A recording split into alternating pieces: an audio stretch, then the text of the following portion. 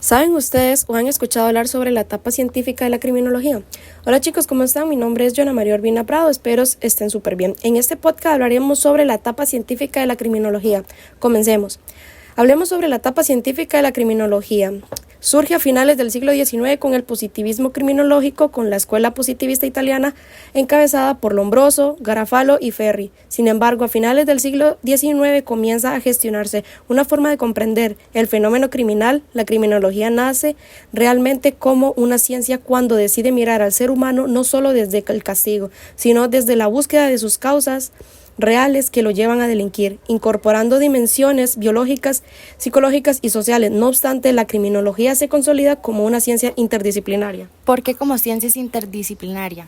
Porque combina diferentes áreas o conocimientos como la biología, la sociología y la psicología y el derecho. Para comprender mejor el fenómeno criminal, esta etapa representa el paso de una criminología moralista a una criminología científica y reflexiva que intenta entender al ser humano como antes de juzgarlo. Tal cual lo menciona García Pablos de Molina 2007, la escuela positivista italiana presenta dos direcciones opuestas a la antropológica de Lombroso y la sociológica de Ferri, que actúan la relevancia etiológica del factor individual y del factor social en sus respectivas explicaciones del delito. Háblanos un poco sobre la escuela positiva. Bueno, la escuela positivista es nacida en Italia y representada por tres exponentes: Cesare Lombroso, Enrico Ferri y Raffaele Garofalo. Comencemos con la antropología de Cesare Lombroso, considerado el padre de la criminología porque fue él quien sistematizó el estudio científico del crimen. Lombroso sostenía que el delito tenía raíces biológicas y que existían personas con características físicas propias del delincuente nato. Su gran aporte fue introducir el estudio del delincuente desde una perspectiva científica y no meramente moral. Tal cual lo menciona Zúñiga López 2021, logró centrar por primera vez su atención en el ser humano para comprender la criminalidad. Hizo estudios de mediación de cráneos de delincuentes. Se le conoce como el padre de la criminología, página 35. Ahora bien, continuamos con la sociología criminal de Enrico Ferri. Se ha distanciado de la antropología criminal reductivista de Lombroso. Ferri no se limitó a las causas biológicas y fisiológicas, sino busca centrarse en las características psicológicas de las personas. Para Ferri, el comportamiento delictivo era producto de la interacción entre el individuo y su entorno, las cuales consideraba como la explicación de la inclinación hacia la delincuencia del individuo.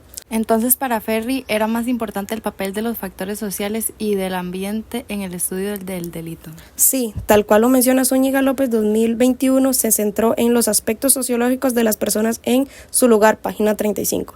Por otra parte, el positivismo moderado de Raffaele Garofalo fue discípulo de Lombroso. Para Garofalo, el delito no es una violación de la ley, sino más bien una violación de la naturaleza. Busca adaptar el castigo a la amenaza real que representa el delincuente. Su postura fue más moderada y humana dentro del positivismo. Por eso se le conoce como el positivismo moderno, defensor de la pena de muerte, lo que consideraba que el asesino tenía que tener pena capital, mientras que los violentos cadena perpetua. Mencionado por García Pablos de Molina 2007, para Garofalo la pena ha de estar en función de las características concretas de cada delincuente, sin que sean validados otros criterios convencionales como el de la atribución o expiación, la corrección o incluso la prevención. Descartó pues la idea que proporcionar como medida de pena, del mismo modo que descartó también la idea de responsabilidad moral y libertad como fundamento de aquella página 346. Finalmente, el positivismo criminológico en España está representado por tres autores: Dorado Montero, Rafael Salillas y Bernardo de Quirós, lo cual adoptaron la teoría italiana incorporando una mirada más jurídica y social. Gracias a ellos, el positivismo en España se convirtió en un puente entre la ciencia y el derecho penal. Dorado Montero introdujo la idea sobre la defensa social, que consideran proteger la sociedad. Su pensamiento abrió caminos hacia la criminología ética y orientada a la prevención. Rafael Salillas consideraba que el delito no debía entenderse solo como una conducta moral incorrecta o un acto libre como el resultado de factores biológicos, psicológicos y sociales. Por otra parte, Bernardo, que de Quirós consideraba que el delito no era por cuestión biológica hereditaria, sino por el resultado de la injusticia y desigualdad social. García Pablos de Molina menciona que propugnó un derecho protegerlos de los criminales, un nuevo derecho tutelar no represivo dirigido a modificar y corregir la voluntad delictiva individual cuyas causas debían analizarse e identificarse en caso a caso con ayuda de la psicología, página 347.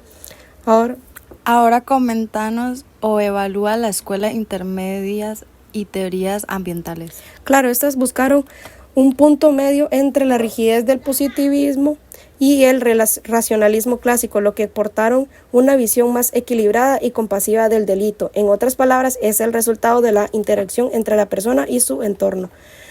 La escuela de Lyon y tesis ambientales sostuvo que el delito tiene una fuerte relación con el ambiente físico y social, es decir, tiene mucho que ver con las condiciones de vida. Estas dieron comienzo a las primeras tesis ambientales, donde se comprendía que el espacio y las circunstancias podían influir criminalidad. Mencionado por García Pablos de Molina 2007, influyó de modo decisivo en la misma escuela del químico Pasteur. De ahí que sus representantes, Lassagne y Aubry, acuden de frecuencia símil del microbio para explicar la trascendental importancia del medio social y en torno a la génesis de la delincuencia, página 349. La escuela eclécticas. Estas intentaron unir lo mejor del pensamiento clásico y del positivismo, considerándolo la responsabilidad moral del individuo como las causas sociales del delito. García Pablos de Molina 2007 menciona que se trata de una serie de escuelas que pretenden armonizar las postulaciones del positivismo con los dogmas clásicos, como tanto en el metodológico como ideológico, páginas 351. La tercera escuela, surgió en Italia, propuso un enfoque integrador de el delito es producto de la interacción entre las condiciones personales del delincuente y su entorno, es decir, que viene de múltiples causas que vienen del interior como lo genético o personalidad como el exterior, como la familia o la sociedad, como menciona García Pablos de Molina, contemplación del delito como producto de una pluralidad de factores endógenos y exógenos muy compleja, sustitución de la tipología positivista por otras más simplificadas que distinguen entre el delincuente ocasionales, habituales y anormales, página 352.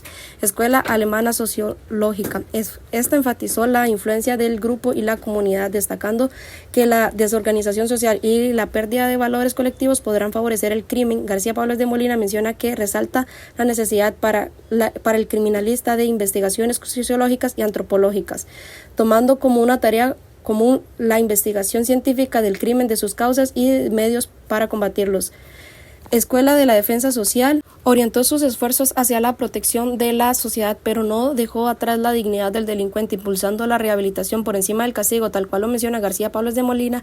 Es el modo de articulación dicha defensa de la sociedad mediante la oportuna acción coordinada del derecho penal, la de criminología y la ciencia penitenciaria sobre las certificadas y humanitarias, página 355. Finalmente, la teoría psicosocial de la tarde. Esta teoría buscó unir los factores sociológicos y sociales para entender que el delito es el resultado de conflictos internos y presión del entorno. Al respecto, García Pablos de Molina establece: para tarde el delincuente es un tipo profesional que necesita un largo periodo de aprendizaje, como los médicos, abogados u otros profesionales, en un particular medio el criminal y particulares técnicos de intercomunicación y conversación en sus camaradas también, página 358. Esto sería todo. Muchísimas gracias.